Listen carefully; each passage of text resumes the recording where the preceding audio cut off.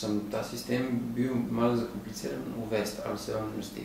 Poglejte, ne delamo si utvar, da bo to čez noč. Ne? Najprej je potrebna sistemska sprememba zakonodaje, potem je potrebno določiti oziroma se dogovoriti, kje se bodo te davčne blagajne verificirali oziroma kdo bo tisti, ki bo pregledoval te davčne blagajne, ali so ustrezne ali niso ustrezne. Ampak jaz mislim, da sistem je možno uvesti v roku dobrega leta in pol, z pač določenimi omejitvami, ali pa da damo neko možnost zavezancem, da tisti, ki ga bo prej, bo lahko imel druge vrste olajšav kot tisti, ki bo kasneje. Mislim, to so možnosti, je več.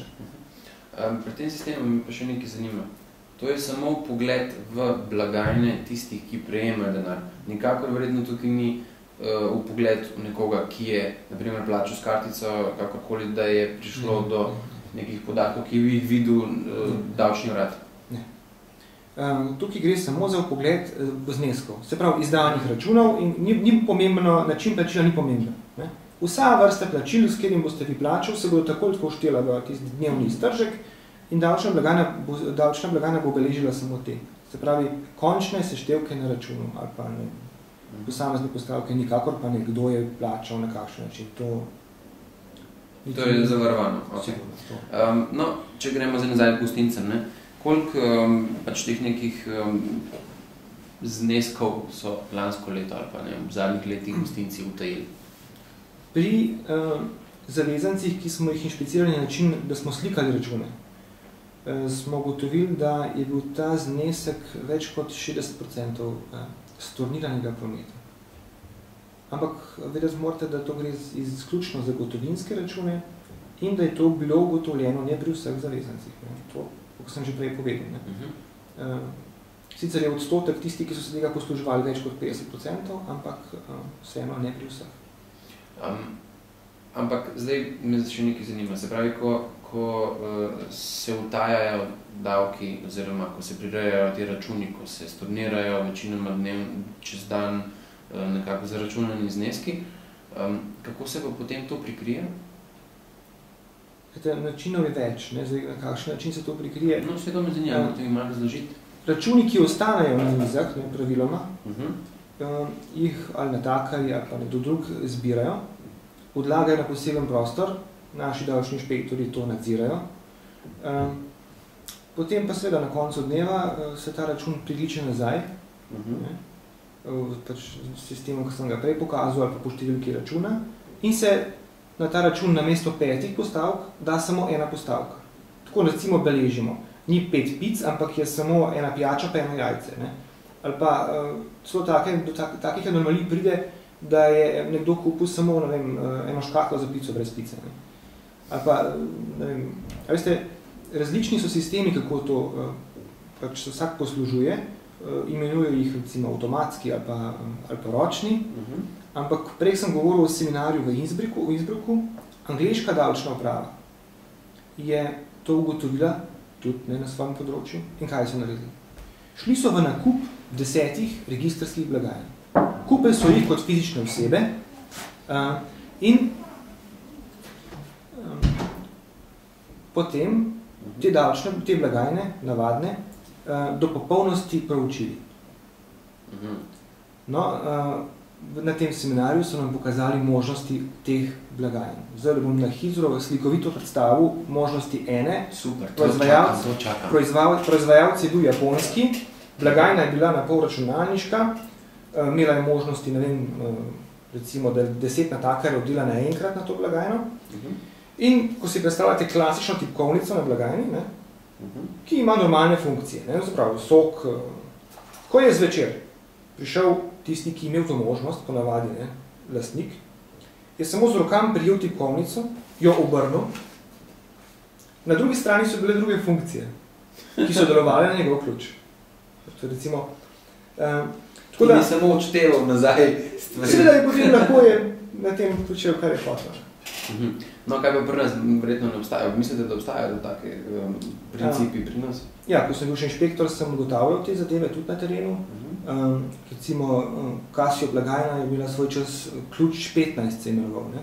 Če si dal ta ključ v blagajno, se kontrolni trak ni vrtel, tako po domače. Ne. Te blagajne so imeli še kontrolni trak, kjer se ta kontrolni trak je bil za davčne namene, se pravi, davčni inšpektor prišel, pogledal prometa. No, v tem primeru so se vsi računi izdali za isto število. Tega ne beležimo v zadnjem času več. No, jaz bom tako vprašal. Jaz rečemo, da pridem zaradi mojega poklica zelo na konc v kakšne lokale, ko že blagajna melje in vleče nek trak oziroma printa nek trak. Mi lahko razložite v bistvu, ko sprintajo ta trak, kaj se s tem trakom dogaja, je ta trak v bistvu nek dokazan material za davčnega inšpektora, ko pride na neko davčno inšpekcijo, kakorkoli, oziroma ali se da zdaj ta trak strgati, da vrši smeti, karkoli in se s tem tudi mogoče kaj prikrije? Seveda, pri računalniških blagajnah, oziroma ti, ki pač delajo na podporu računalnika, je to mogoče. Ne? Sprinta se pač tisti trak, zaključek, ki se ga potem lahko ponaredi ali pa priredi. Ravno zaradi tega naši inšpektori v zadnjem času hodijo v večernih urah v te tako imenovane rizične lokale, ali pa tam, kjer želimo dobiti podatek o, če ga tako lahko imenujem, realnem prometu. In največkrat se zgodi, da so ti prometi po še enkrat, ali pa še več višji, kakor so prometi za dneve nazaj. Ali pa se nam dogaja, da ob 4 popoldne je promet že večji, kakor vseh dneh leta nazaj. To so pač neki indikatorji, ki pomenijo alarm za davčno upravo in jih potem uvrstimo v plan pregledov za naprej.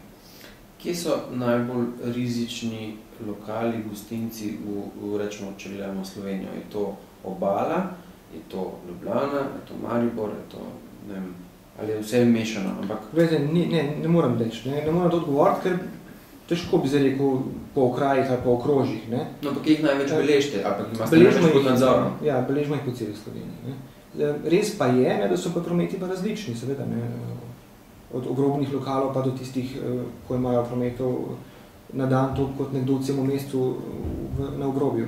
Ampak ni to pravila. Ne. Ni pravila, pa kot sem že poudaril, pa še enkrat moram poudariti, tega se ne poslužujejo vsi.